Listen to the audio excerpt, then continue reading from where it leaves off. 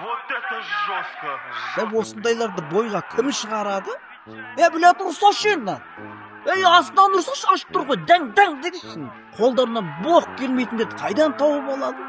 Бір достойный бой көрсететін адамдарды алса болады ғой. Дешіне мен бар ғой, екеуін жалғыз өзіме қайырып аламын. Отвечаем. Зубдан. Ассалаумалейкум, құрметті RFC көрермендері.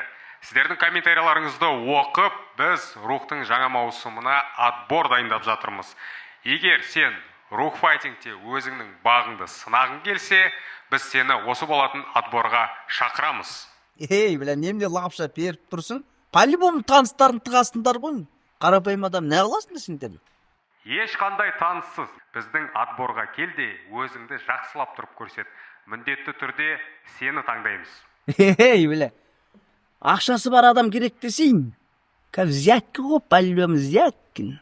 Ешқандай бұл жерде бәке, сәке болмайды. Ешқандай ақшаның да қажеті жоқ. Егер сен шынымен өз-өзіңді рухта көрсетің келсе, біз дәл сені күтеміз. Мен шықсам лишнен, по-любому гонорарға шығамын.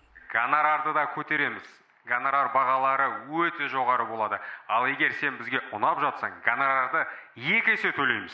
Или барып көрсем бекен, я? Конечно, барып көр. Жата бересің ба диванда? Болса сен күтіп отырып қой мына жерде. Сен маған айтып жатсың ба нені? Енді кімге айтып жатырып, сен маған қарап тұрсың ғой, мен саған қарап тұрмын.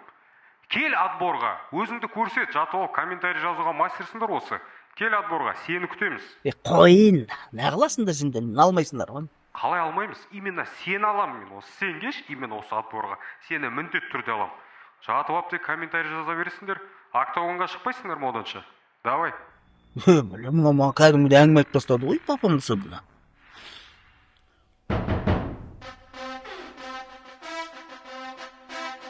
Еркек болсайшы!